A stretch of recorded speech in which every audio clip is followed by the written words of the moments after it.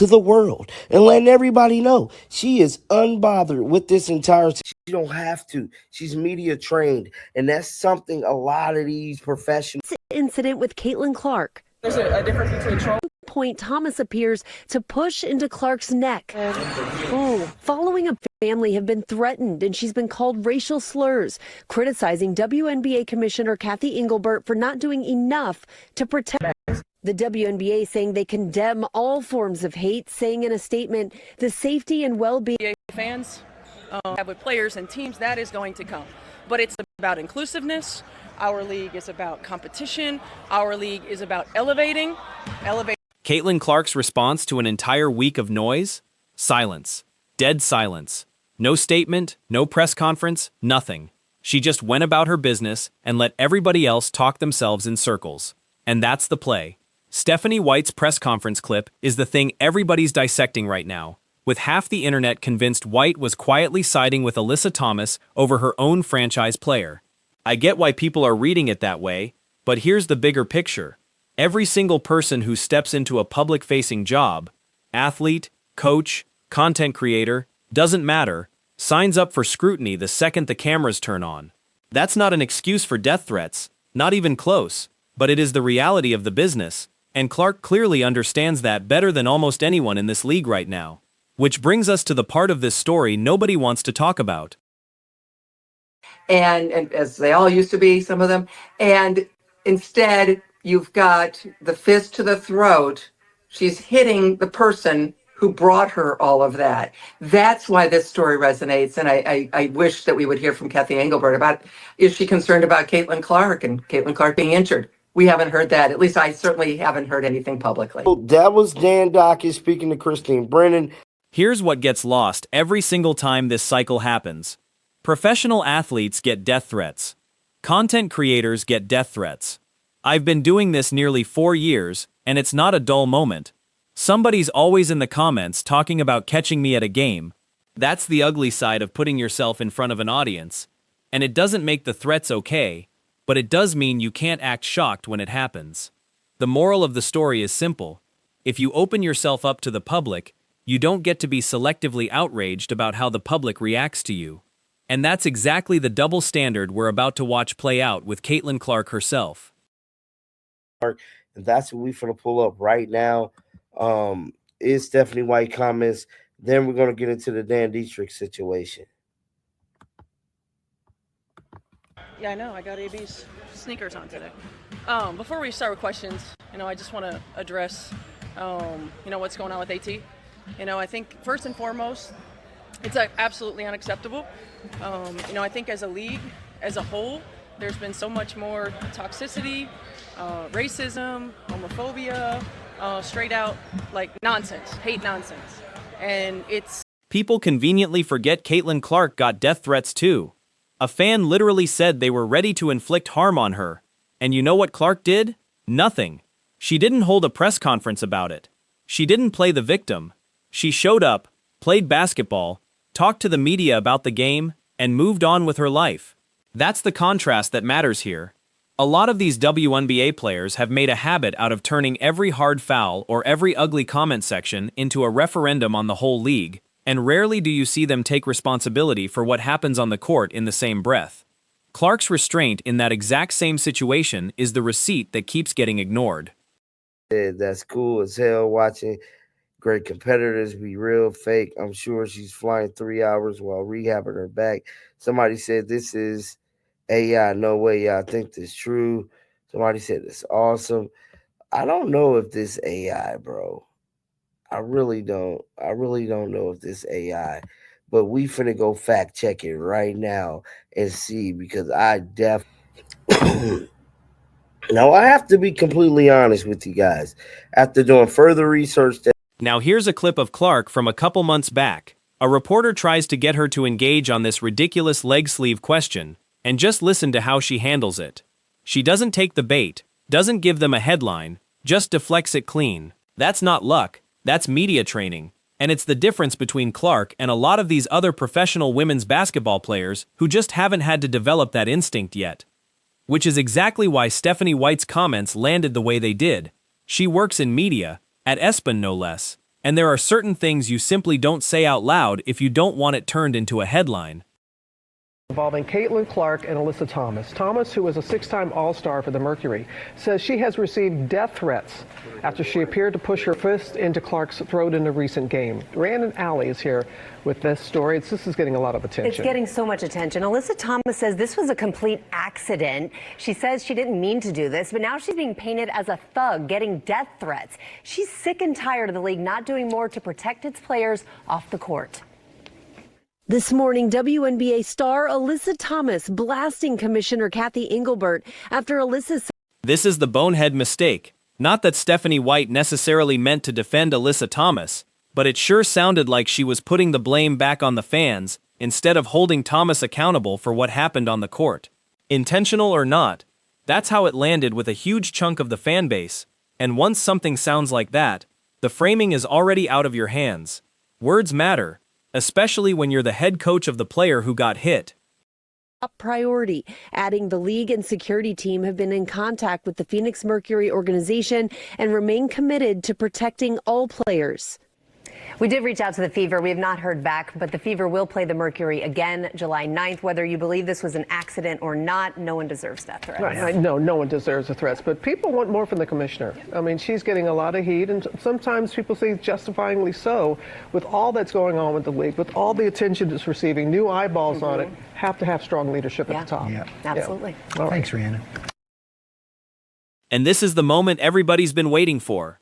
Caitlin Clark, in attendance for USA versus Bosnia at the FIFA World Cup in San Francisco, looking completely unbothered by all of this noise happening around her. She pulls up, enjoys her day, doesn't say a word about any of it. The optics alone tell you everything about how she's choosing to handle this. And the comments under it were split between, she loves American sports, and, there's no way this is real. About this question. Let's roll the clip real quick. Let's listen. Leg sleeve come about? I knew that would be the first question. I wanted to ask about golf, but she went to the leg sleeve. People are wondering. Just a little compression on the leg. I mean, I don't know. Leg sleeve come about? I knew that would be the first. So you guys heard Caitlin Clark response. Now, some of you guys are saying probably to yourself, John, why play that? Because it just shows you how Caitlin Clark plays with the media. She don't give them a negative headline. She don't have to. She's media trained, and that's something a lot of these professionals. The comments under that appearance were wild. People saying Clark gets hit harder than any NBA player right now. And honestly, if you've watched a Fever game this season, it's hard to argue with that take. She's absorbing more contact than almost any guard in the league and getting whistled for a fraction of it. That's the officiating conversation Stephanie White has been hammering all season, and it's the exact frustration boiling over in that press conference everybody's mad about. Attention it's receiving, new eyeballs on it, have to have strong leadership at the top. Yeah. Absolutely. All right. Thanks, Rhiannon. That was USA Today, man. Speaking about this Caitlin Clark and Alyssa Thomas situation, just like I told you guys, man, it's looked like it's going to get worse before it get better, and that's just the reality of the situation. Now, Stephanie White comments has went viral. Now I have to be completely honest with you guys. After doing further research, that photo of Clark at the soccer match was AI. It was not real, and I want to walk that back immediately, because half the internet ran with it as confirmation she was too fake, or too unbothered, and none of that was grounded in reality. That's the danger of this news cycle right now. Everybody's reacting to content before it's even verified, and that's exactly the kind of noise Clark is trying to stay out of. Detailed interview about Caitlin Clark and the WNBA LGBTQ community, basically targeting Caitlin Clark fans and damn near targeting Caitlin Clark a person, because we all forgot when Caitlin Clark got them death threats too, when one fan stated that they was ready to inflict harm and violence against Caitlin Clark. Guys, we got to look at this cycle. Now, this is the actual incident driving the entire cycle. On June 24th, Alyssa Thomas drove her fist into Caitlin Clark's throat during a scramble for a loose ball in the Mercury's win over the Fever.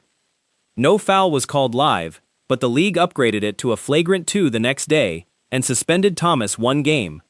The first suspension of her 13-year career. Thomas is calling it a complete accident, And in the aftermath, she says she and her family have received death threats and been called racial slurs. Both things can be true at once. That was a genuinely dangerous, reckless play, and that nobody, including Thomas, deserves to be threatened over it.